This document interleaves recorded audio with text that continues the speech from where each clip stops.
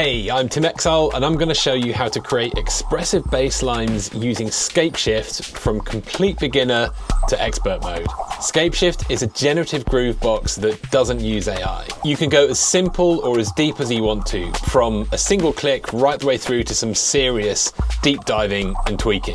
I'm going to walk you right the way through from beginner to expert mode, and at the end I'm going to show you a special trick to get Scapeshift to generate endless variations on the bass lines that you've created. Okay, let's get started with the most simple way to generate a bass line, and you literally just hit the dice icon on the bass engine. You can keep on hitting this dice icon as many times as you want, and it'll keep on generating new variations. Some of these are pretty wild. Oh, bleepy. Minimal. Minimal, maximal. Syncopated, weird, polyrhythm, acid bass.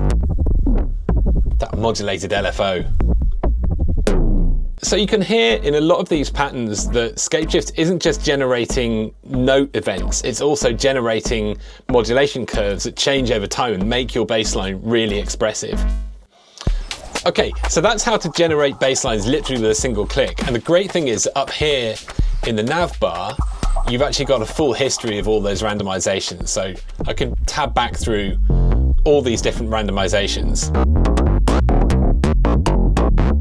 Right, so to dive one level deeper, up here you've got these macro knobs, which allow you to tweak these patterns. So you've got tone, which obviously operates on the kind of the filter cutoff. So turn that up, you get a brighter sound, turn it down, you get a more dull sound.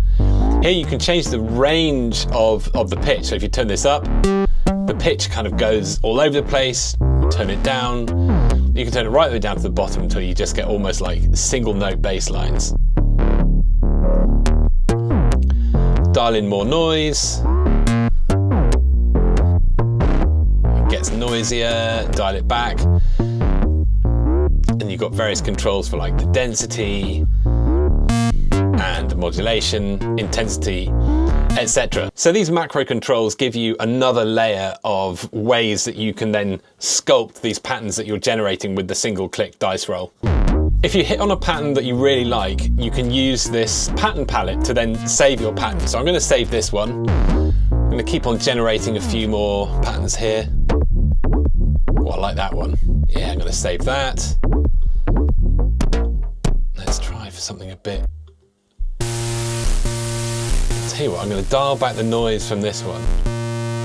Turn the tone down. That's nice. Maybe add a bit more modulation. I'm going to add that as a pattern. So we've now covered the most basic ways that you can dial up and sculpt a bass line in Scapeshift. This video is all about bass lines, but Scapeshift can basically make an entire track, and I just briefly want to show you what some of these other engines can do. I'm just going to roll the dice on drums. We've got some nice deep drum pattern coming in there. Roll the dice on the lead. Roll the dice on the backing. Roll the dice on the effects. Roll the dice on the backing again. Try some different drums. Okay, so you get the picture. Scapeshift has an entire suite of engines which can generate a complete track. It's available in my store right now, and the link is in the description. Anyway, let's get back to bass lines. So let's dig one level deeper into how you can further sculpt your bass lines. I'm going to open the bass engine here, and you can see you've got these 6 different cards. So these are actually individual styles. You've got this subby style here, which generates kind of, subby bass lines without much kind of top end. You've got this walking style, which generates more kind of, walking bass lines. Then you've got this funky style, which is a bit more kind of syncopated with a bit more modulation, LFOs, etc. You've got an acid style, which generates kind of, acid style bass lines.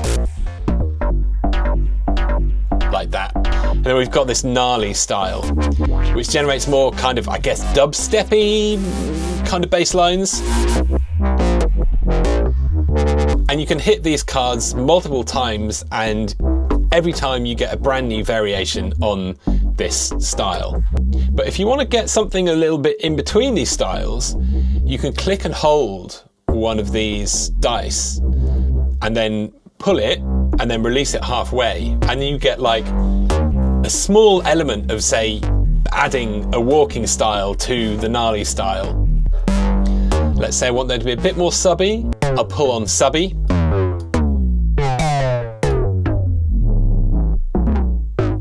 Maybe a bit more of an acid element, and I'll pull on acid.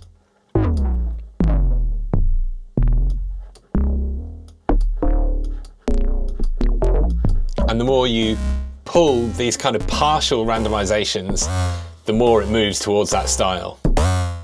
So once you've got a pattern and a sound that you like, then you can use this pattern dice to introduce maybe more subtle variations on the pattern you've got. And of course, all of this is stored up here in the randomization history. I'm just going to add this one in to the palette because I quite like this. Let's add a bit more acid. I think I'm going to dial back the noise on that. Maybe dial up the intensity.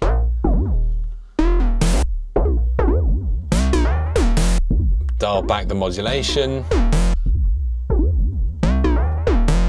Maybe dial up the tone. Okay, I'll add that one in. Okay, so now we've covered the beginning and intermediate levels. So let's pause for a second and explore 3 ways to get your bass lines out of Scapeshift. So the most simple method is actually to use Reactor's inbuilt tape recorder. Hit the tape icon in the header, and I get a playback machine and a recording machine. So in the recording machine, just hit record to arm it, and then when you're ready to start recording, just hit that play icon, and there you are. Everything that Scapeshift is doing will be recorded as an audio file, which you can then drop back into your DAW to cut it up, arrange, whatever you want to do with it. The second method to get material out of Scapeshift is just to record it directly into your DAW. Launch Reactor as a plugin, open up Scapeshift, and then just set your DAW to record the output. If you're using Scapeshift inside your DAW, make sure you've got the host sync enabled, which means that it'll always sync to the transport of your DAW. And it just means that everything you record out of Scapeshift into your DAW will be in time with your session. So the third way to get material out of Scapeshift into your DAW is actually through MIDI out. Click the edit view, and then click this little MIDI icon, and you can hear that the sound actually stops coming out of Scapeshift because Scapeshift is now sending MIDI directly into your DAW, which you can then route into any other synth plugins that you might want to use. Okay, so now you know how to get your bass lines out of Scapeshift, it's time to go deep. The engine behind all the patterns that you've heard so far is fully parametric. So this means that everything you hear is generated by continuously variable parameters, knobs basically. So to generate patterns, you literally just dial them in. To do this, launch the main edit view. In the main edit view, you've got 2 main sections, the pattern and the sound. The pattern controls control everything that generates the patterns, and the sound controls are for dialing in the sound and the way that it gets modulated over time. Let's look at patterns first. So first, let's look at the clock. Clock controls the transport, and you've got some basic functions here. Currently it's synced to the main transport, but I can desync it by turning off this global button. The loop controls control the overall length of your pattern. So here I've got the bar length set to 4, I could change it to 5 or back down to 3, but we'll keep it stuck at 4 because that's kind of normal. And then you've got the multiple. So currently this is set to half measures. I can change that to quarter measures. And you'll see that the total loop length up here changes from 32 to 16. This is just the number of sixteenths. That is the total length of the loop. And then here you've got the number of repeats that it's going to do of that particular loop. I'll leave variation and phrase mask for now because I want to get to the main parameters which control the pattern. To demonstrate how this all works, I've created a pattern that dials everything back so we can build up a pattern from there. I'm actually going to add some drums here just so we can keep a reference point of where we are in the bar. It's just a simple kick and hi-hat pattern. So the first control to look into is cadence. This is literally the time interval between each event in the sequence. If you turn it up, this is now 3/16 between each event, 4/16, etc. Offset is the 16th note offset of the events in the bar. So if I move the offset up to 1, you can hear that the notes are now triggering on the offbeat. Velocity is just the velocity of the events it's sending. So as I turn this down, you basically get down to a velocity of 0 and you don't hear anything. And pitch, of course, is the pitch of the notes that it's generating.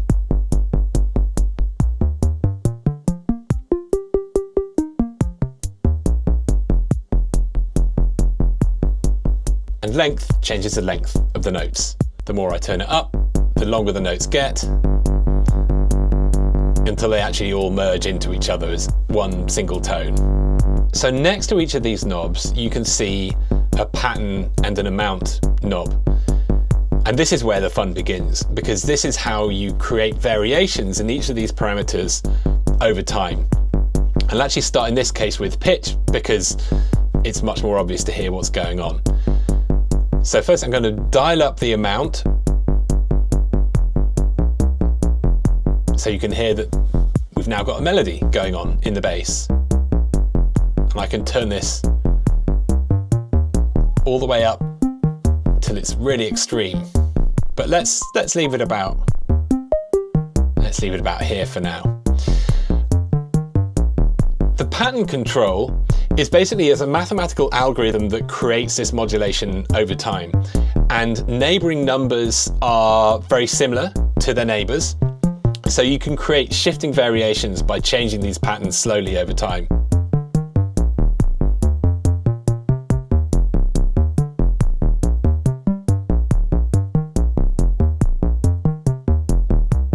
So let's look at cadence. I'm going to add a little bit of variation to the cadence, which is the amount of time between each event. So now we've got quite an interesting melody already, just from dialing in a small amount of modulation to the pitch and the cadence. I'll try some different patterns of the cadence.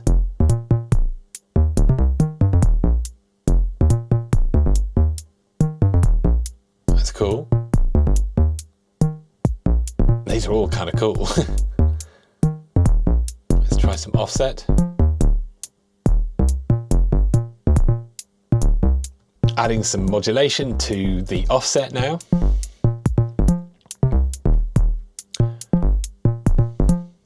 Let's add some modulation to the velocity. So as you can hear, each of these events now has a slightly different velocity, which gives it a bit of expression. We can change the pattern of that as well. You'll see the velocity has a couple of extra controls. So these actually allow you to filter out events based on their velocity. So if we reduce the range here, we can hear that the notes with lower velocities are actually just disappearing completely. And then using this max control, we can then move that window of notes that are let through.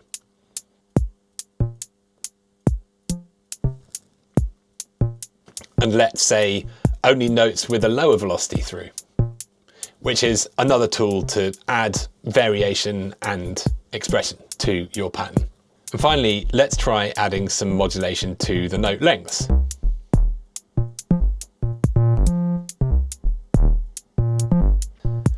And you can hear we've got different lengths for the notes throughout the pattern.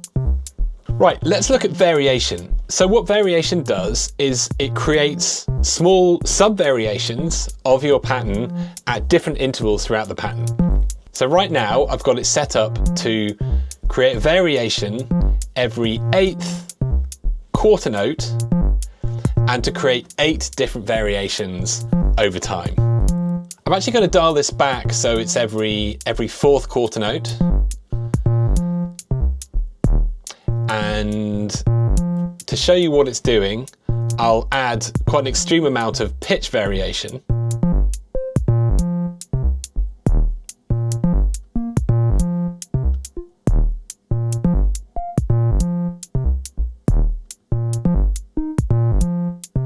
So you can see that it's creating subtle variations in the pattern every fourth quarter note, which helps you keep your bass lines interesting without just getting completely stuck in a loop. Right, so now you know how to dial in a pattern, let's look at how to dial in the sound. The bass engine is a 2-oscillator monosynth. And let's listen through to some of the parameters and how they affect the sound. Let's start with cutoff. Everybody knows about cutoff. Dial this up, all the frequencies get let through, dial it down, and it starts to shave off the top end. Let's leave this about here. Okay, so oscillator 1 type. It goes from sine to triangle to square, all the way to sawtooth. Noise, just dials in some noise.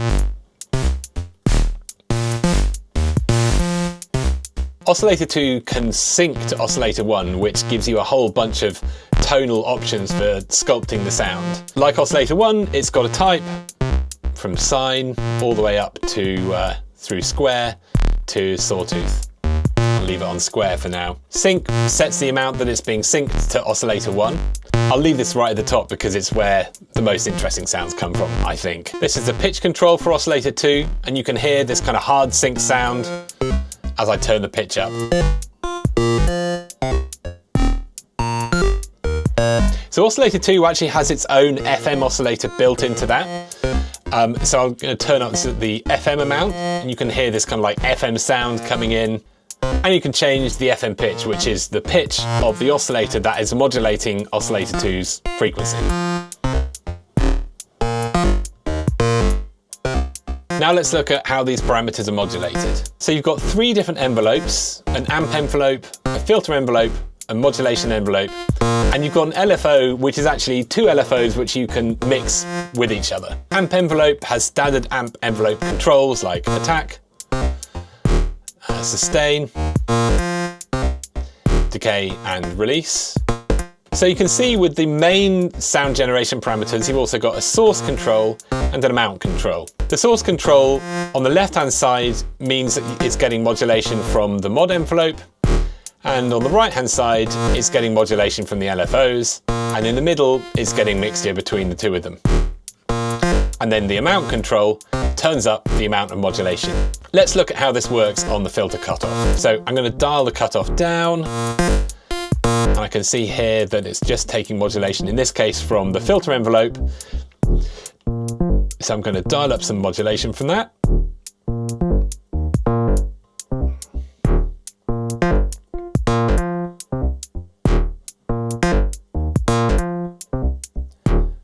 So now I'm going to move the source knob and start introducing a bit of modulation from the LFO instead. And now it's fully being modulated by the LFO. I'm going to change the speed here. I'm going to change the curve. So it's more like a triangle. And so this is currently being modulated by LFO 1, which is tempo synced. But if I move the LFO mix knob over, it's modulated by LFO 2, which is an unsynced LFO, which goes up to a pretty high rate as well. So you can get some pretty harsh kind of tonal manipulations with that. Okay, so this is all pretty standard stuff for any monosynth, but now I'm going to show you how Scapeshift makes it super easy to create expressive patterns by modulating these parameters over time. So you'll see that every time I click on a knob, I get this little yellow highlight underneath it. And that's because that parameter can be further modulated over time using these controls up here. And these controls here you'll see are exactly the same as the pattern controls up here. I'll show you how this works using cutoff. Cutoff, because it's so commonly used, actually has its own pattern controllers here. So I'll dial in some of this pattern variation for the cutoff. And you can hear the cutoff being varied over time as the pattern progresses. Now I'll change the actual pattern that it's using to modulate it.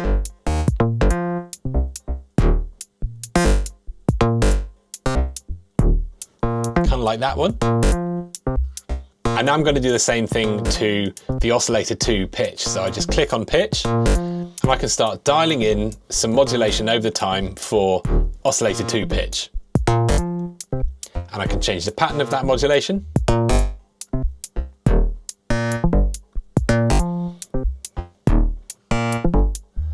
And now I'm going to modulate the filter envelope parameters over time.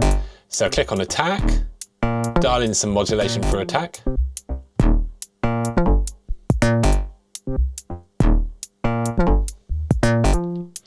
And dial in some modulation for the decay.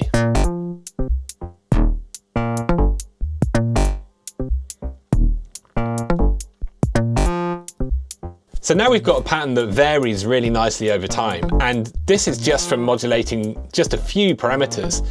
Pretty much every single parameter here can be modulated over time, so you can achieve some really crazy and wild manipulations.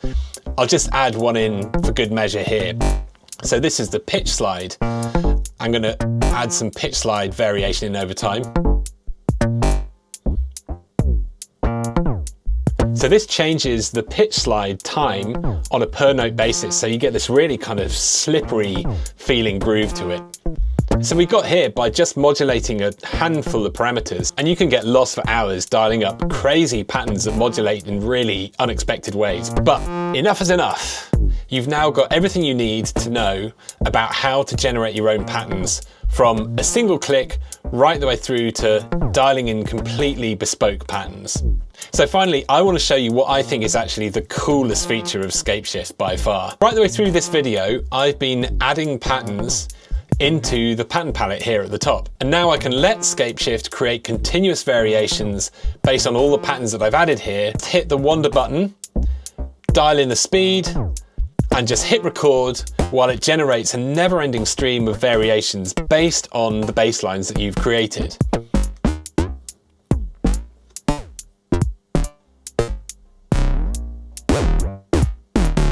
Okay, that's it. Thank you so much for tuning in. Remember, Scapeshift is available in my store. The link is in the description. And of course, please like and subscribe if you want to see more tips and tricks on how to use Scapeshift, and much, much more coming soon. Thank you very much. See you in the next one.